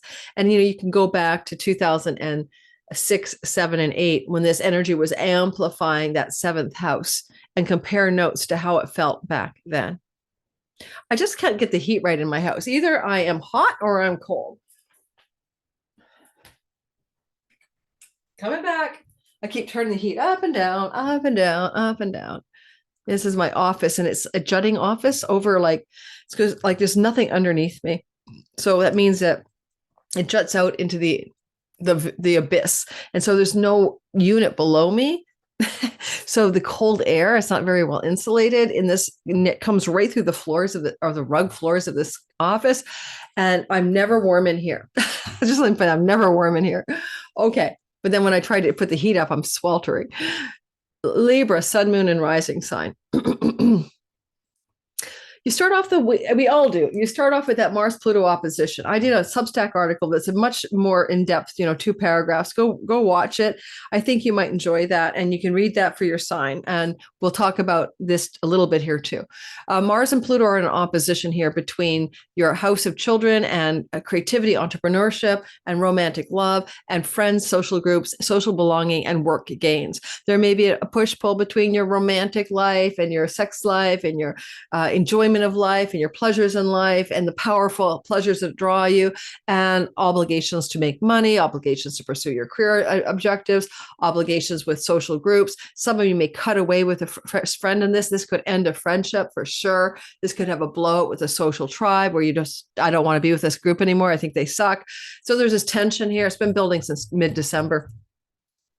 But the vessel flame is an outlet for the tension. She's a tip of a T-square. Some of this is definitely about money and work, because Mars is in a work gains house. She's in a money house.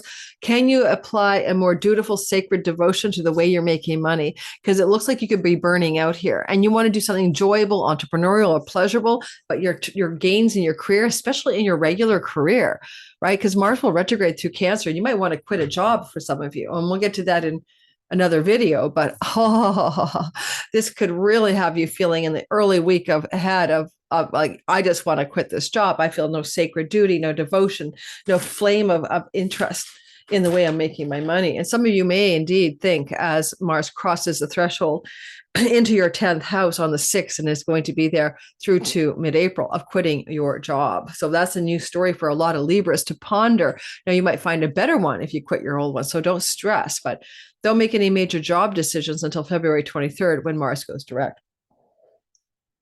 Now, Venus will exalt your work house. Now, this is almost a contradiction, because I'm telling you, this is going to mean something good is happening for the month of January. January 3rd to February 3rd, exalted work situations. It means the boss loves you. You love the boss. You love the environment. You love your employers. Your employees love you. You're having a glow up here. Your work feels fine until Venus bumps into Saturn and then gets stuck between Saturn and the North Node. That's on the 18th through to February 1st. And then all of a sudden it feels hard, stuck, rock in a hard place. It's a 2 of swords in the tarot. So you're going to either be pausing consciously some of the work you're doing for some reason, maybe a health challenge sometimes here, or you might be pausing your energetic exaltation to really think about what's realistic in the work you're doing, how much you can really capably handle. And with Mars in your 10th house, and he will flow to Venus, as we talked about in the intro, there will be some easy solutions to all of this. And sometimes an exaltation vibe in the first 2 weeks of January is getting a pet. But then you get the pet home and the pet barks all the time, or doesn't sleep, or the cat scratching the furniture, or the goldfish is jumping out of the bowl, and you're like, it ain't working. So be careful. I would not get a pet in the month of January, because there's going to be a problem ahead after the pet lands, right? So keep away from new pets. And if you have one already, maybe your pet goes through a health challenge. Now, one thing about your 6th house is you probably will get a pet eventually. The North Node will enter your 6th house and not leave your 6th house of pets and rental properties and work situations and daily work, like the work routines and health. North Node volume up, expand, blow up that part of your sky. January 12th through to summer of 2026. You've been through this before. You want to go back to all those themes I mentioned. How do they go for you back in 2006, 7, and 8? Because that's the last time this cycle happened. And maybe you got a pet or a better job, or, your health improved, stuff like that. You might find with Venus here, as well as the North Node, that you really want to experience more pleasure in work and enjoyment. And that will drive you in January into February. It'll be back in March and, end of March, April, May. You're trying to find an expansion of success with an expansion of pleasure and enjoyment. And that's going to be a question you're going to keep asking yourself all through the first 4 months of 2024. Am I enjoying myself as I acquire my worldly success through the work I do in the world? And if not, some of you will make a significant change of work. Now, if you want the deep dive into the North Node going through the 6th house, that video is already out and it covers your sign. And it's probably a lot more detailed than here. So go check it out in my description box below. Scorpio, sun, moon, and rising. Well, look, you have a Vestal flame in the sign of you, and it's in a T-square to Mars in the 10th and Pluto here. To get the basic Mars-Pluto opposition, by the way, between work and home, simply go get my Substack article in the description box below. I'm not promoting it for money. It's just because you can read about it. And it's got a couple of decent paragraphs to help you deal with this first week of January. Or in hindsight, if you watch this video later, look back at it. Mars is very capable of quitting a job when he goes through the 10th house, a career path. Like, I want out of here, but he's retrograde, so don't do it. And he's going to not go direct through this part of your sky till mid-April to mid-June. So then you can quit a job if you want. Wait a bit.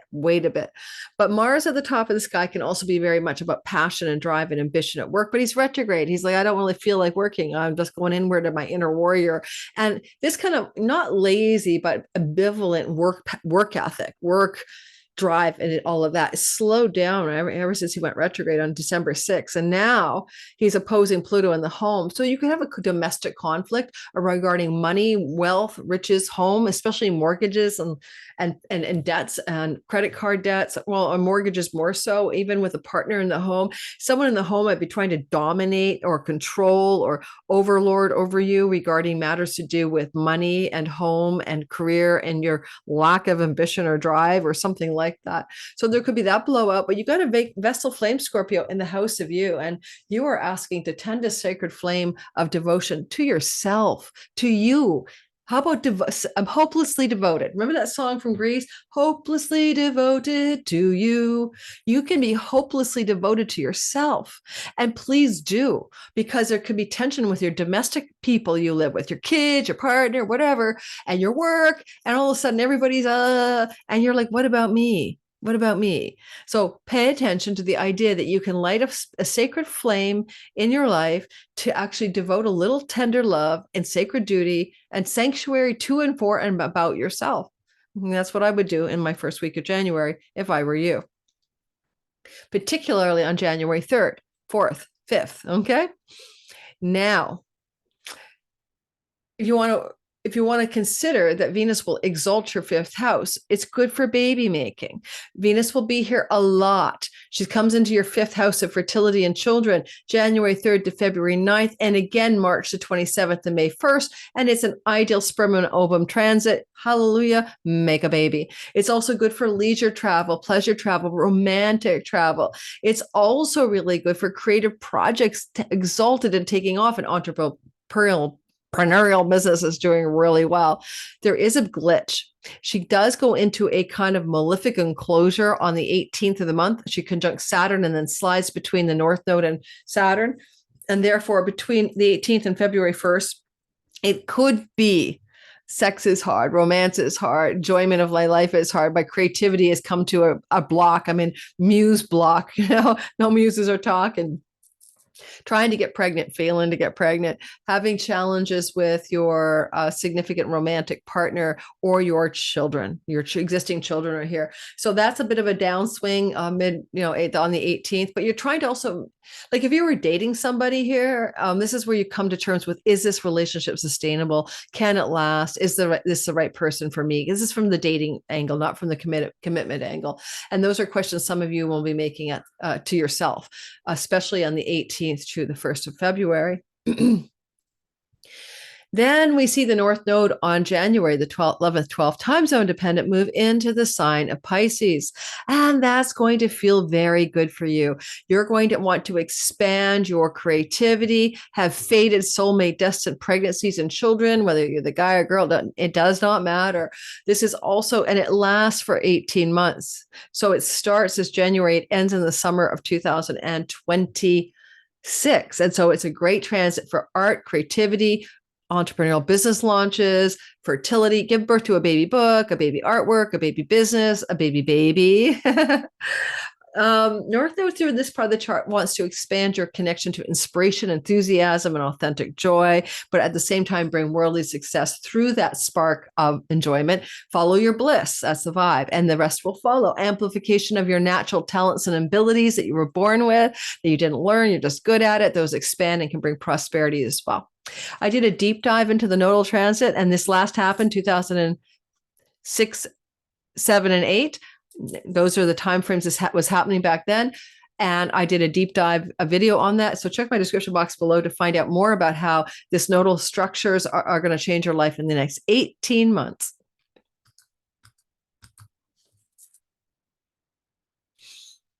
Sagittarius, sun, moon, and rising sign. It is a sky that tells us of friction between Pluto and Mars, between your third house and ninth house axes.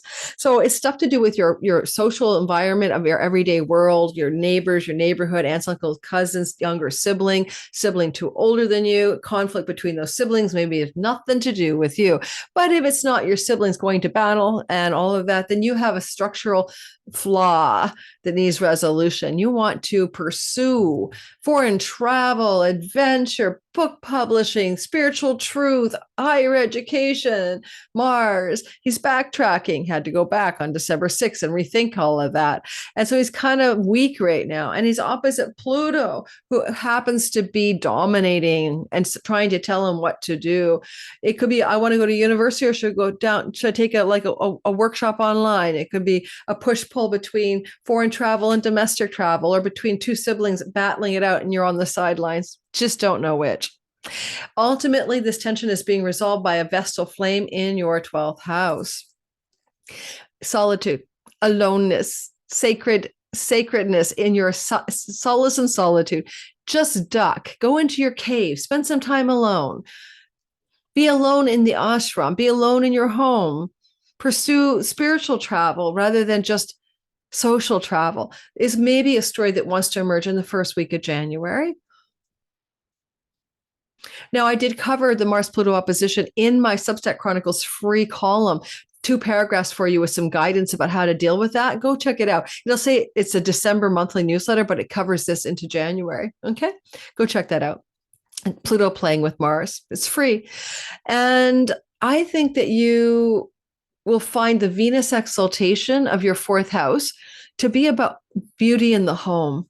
And she'll be beautifying your home January 3rd to February 3rd. It could be love in the home, a female visiting the home, pleasure with a female connected to the word home or homeland. And, a lot of times people will decorate their home or beautify their home when Venus exalted travels through the 4th house. Enjoyment and pleasure and social time and beauty in the home. January, it's here for you, the 3rd of January to February the 3rd. Now, this is a challenge, though, when we get to the 18th, because on the 18th of the month through to February 1st, she gets stuck between Saturn and the North Node. Some of you may suddenly feel a little stuck in all this beauty, enjoyment, love, and etc. in and connected to the home, or women in the home, or women in the homeland, or from the homeland. And it could be like a house guest staying too long, or it could be that the interior design plans look super swell until you put the purple paint on the wall and you didn't like it. So there's something going on where you have to really sit with it. You're kind of feeling stuck. You're not so sure it's all so great. But then it clears up around February 2nd, 3rd, as she's still in Pisces. So it comes to a happy ending. I'll be covering that in my Venus video for Friday. The North Node will move into your 4th house. And that is something you haven't had happen, the North Node into the 4th house, since 2006, 7, and 8. And it's going to open up a good deal of expansion and growth and amplification and success in and from your home. Sometimes it means a destined change of home, a move of home, a new home, expansion of your existing home, add an addition, add an extra outhouse, buy a second home. Rahu connects to people and places that are foreign to us, and therefore a land that's foreign and home. So some of you may be pursuing time abroad, living in another country, or even acquiring a home in another far off foreign land as a result of what's going to happen here for 18 months, right? It starts this January 12th and lasts all the way through until the summer of 2026. So go into a deeper dive for how that works for your sign. Just check out in my description box or my YouTube channel for 2025 big transit playlist. So I pinned it to the top of that playlist. I cover this in a lot more detail for your sign on that video that I put out a couple of months ago. Saturn is the elder and Venus is the femme fatale or the ingenue. So there may be something coming up with something you have to deal with to do with an elder female in the home, or elder female like your mother or a family, or like a grandmother thing. It might be coming up on your radar big time, mother or grandmother, and challenges that they're having 18th of the month to February 1st. Alrighty, so it may not even be about you. All right, a little sip of my tea.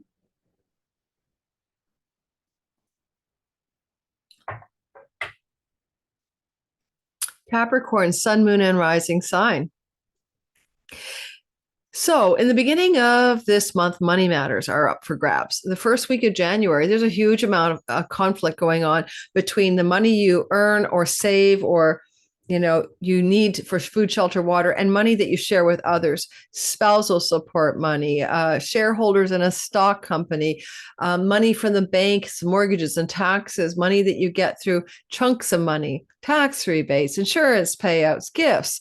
This kind of tension is very much an axis of finances. And so there's some kind of financial intensity, conflict, and power struggles going on the entire first week of January. For a deeper dive, check out my Substack where I cover this for you. It's free. I write about it there, and you can check it out below in the link below, because it's kind of like what something wants to give. Are you trying to control? Pluto is going to give you wealth in the next 20 years. If you play this right, you're going to get richer. But are you feeling some kind of need to dominate or control your spending? Are you feeling some kind of intensity around spending money during this first week of January? And the vessel flame says to break the tension through some devotional, especially on the 3rd and 4th, some devotional flame to your long-range goals and dreams, your wishes for your life, what you really wish to tend here. This sacred flame can be a flame that allows you to light up a candle, a new vision, a new dream, a new long-range goal or hope, so that it's not always about the money, Of course, the 7th house is a work house and the gains of the work. And with the South Node getting ready to leave your 10th house, a lot of you have been not working for like 1.5 to 2 years, or not working at something that you really want to do. And you could be tending a flame of, I want to make money again, but it's a sacred flame if I want to make money in something that inspires me, that I feel like a dutiful dedication of devotion to. And that shift is coming upon you in the first week of January towards the 3rd, 4th, and 5th. And it's going to be amplified later by a nodal shift. We'll get to that. Then Venus will exalt your 3rd house of travel. And it's really good for domestic travel in particular, like in your own country, short distance travel. And this is January 3rd to February 3rd. And it indicates that travel during this time is highly successful. Now, any travel you take between the 18th to about the 1st of February can be complicated or troublesome or challenging or constricted or stuck, because of Venus is enclosure between two malefics at that point.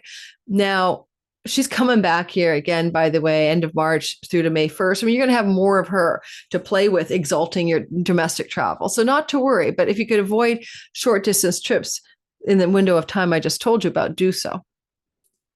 It's good for your social media environment, online media environment, except for the time I told you about, 18 to the 1st.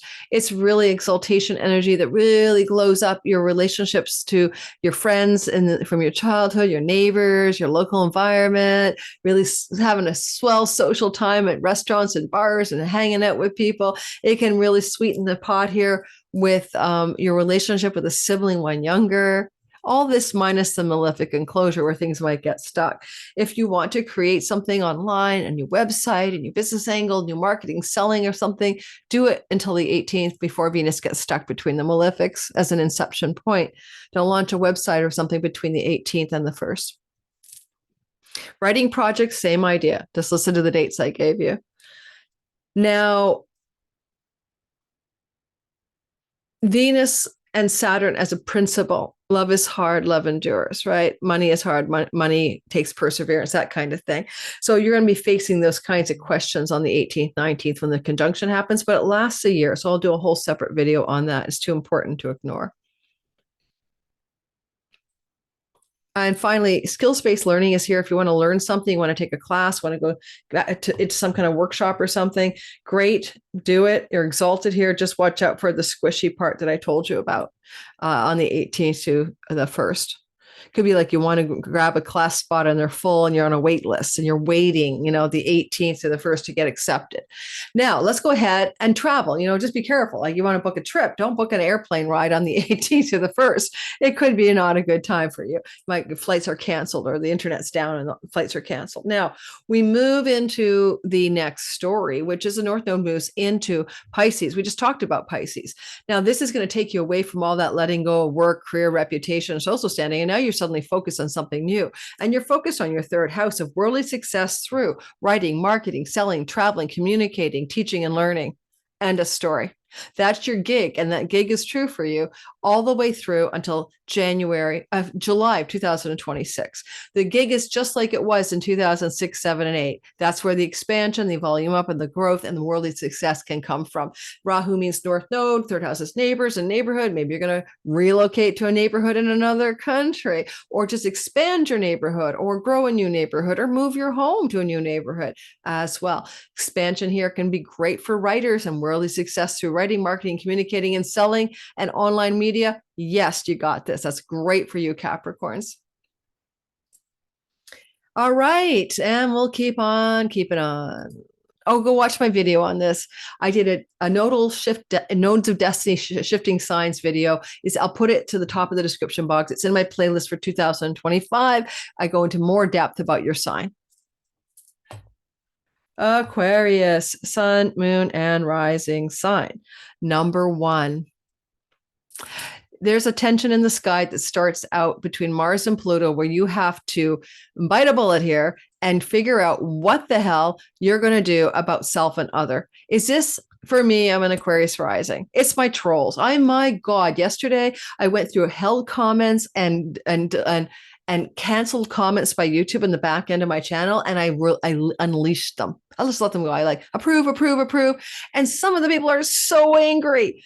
I mean, calling me an F and biatch and stuff like that because whatever I did that bothered them. And I'm just like, okay, I'm Pluto. I'm bigger than that. I'm the mafia boss. I'm the godmother. F you.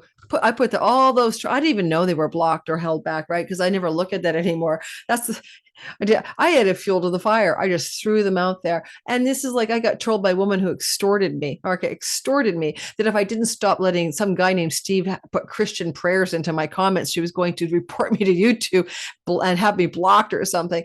And I had to block her. I mean, this is how intense Pluto is in that you're Pluto. And this is other gnarly people with a freaking gun to your head or a knife at your throat. What is that? You are having to come into authentic power. Well, you face the anger, the aggression, the sharp words, the sharp actions of others. And these are people that matter to you. So who matters to you? Your marriage partner, significant other, long-term relationship, business partners, and audience, market, and clients, if that's your thing. Of course they matter. If they matter to me, you guys are my livelihood, right? So important, significant others And sharp objects have been all over you December, 6th till now, and it's peaking out until it crescendo on the 2nd and 3rd of January.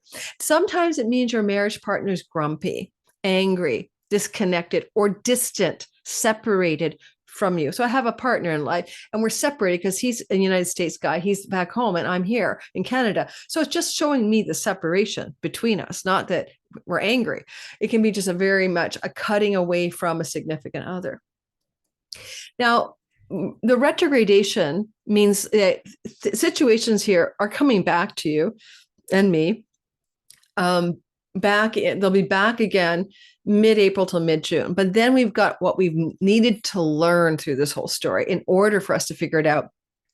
So there's something about the past that this also brings up for you in your audience marketplace and others. Think back to the month of November 4th to the end of November when Mars was direct here. And you've been having to go back over things that happened in November to with significant love relationship, marketplace, audience, and clients and business partners, right? For me, post-election fallout, I was trolled badly, had massive unsubs. It brings me right back to that trauma.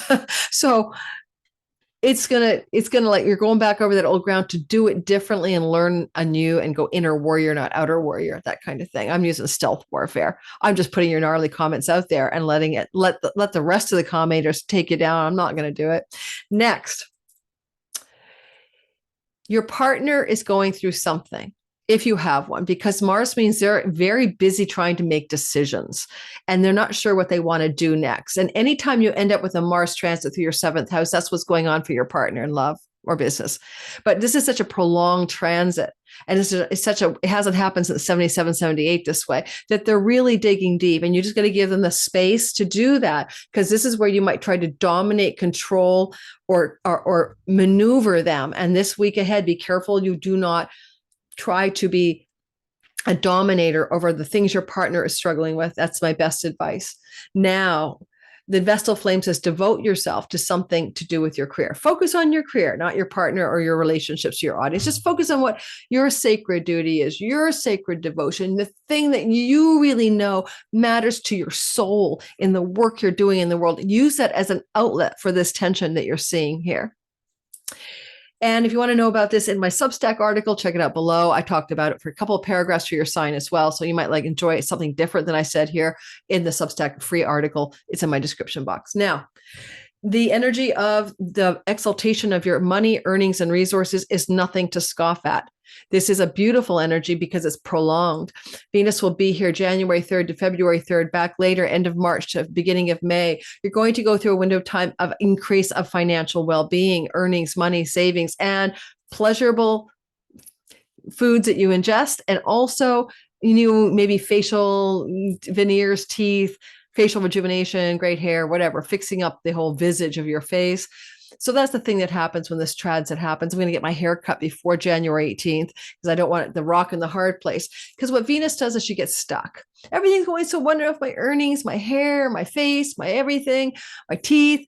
And then she goes, uh-oh. On the 18th, she hits Saturn, then she wedges between Saturn and the North Node till the 1st of February. And suddenly everything feels stuck about all this great things that you thought were happening in your increase. It could be a pause. It could be a reflection. It could be a bad haircut. It could be bad dental results, so don't try to do those fix your face things or increase your earnings, too much, because you might have some problems here on the 18th of January to February 1st. And it ends strong. February 2nd, 3rd, she's back in good shape, hugging Neptune, coming out of a Neptune hug and glowing your sky up again. Now, the North Node of Fate, as it did back in 2006, 7, and 8, moves into Pisces, right? Late 2006, all of 2007, 2008, moves into Pisces. And this is going to open up an energy field of expansion of financial wellness. How? I don't know. Last time it happened to me, the expansion was I sold a home.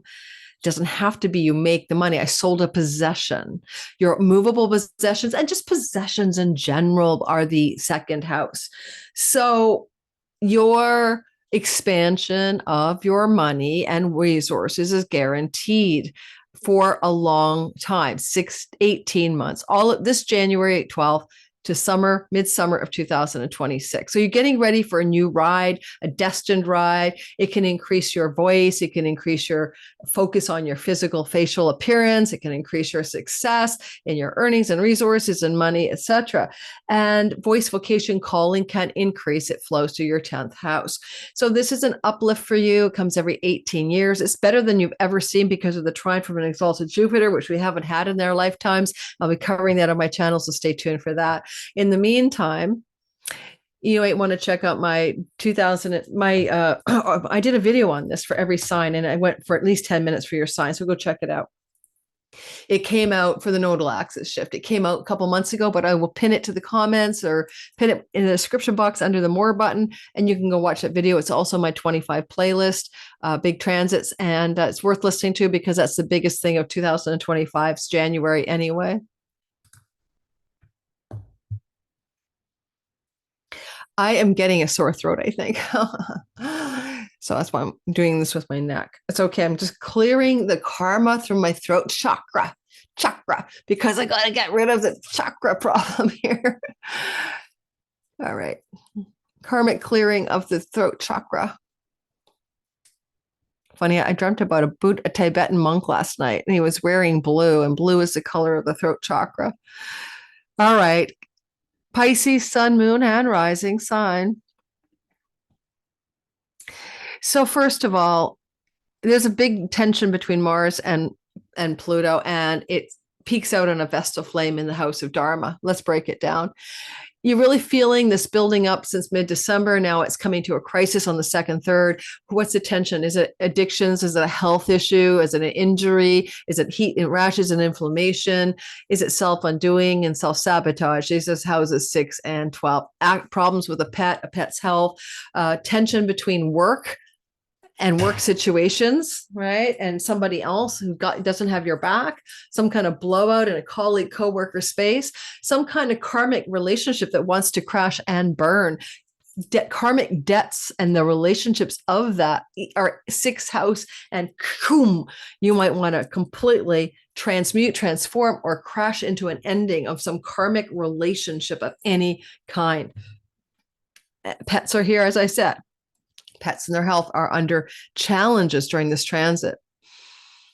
But I can see also, because you are somebody who has a Vestal flame in the Dharma house trying to break the tension, is a couple of thoughts. Lawsuits and legal actions, right?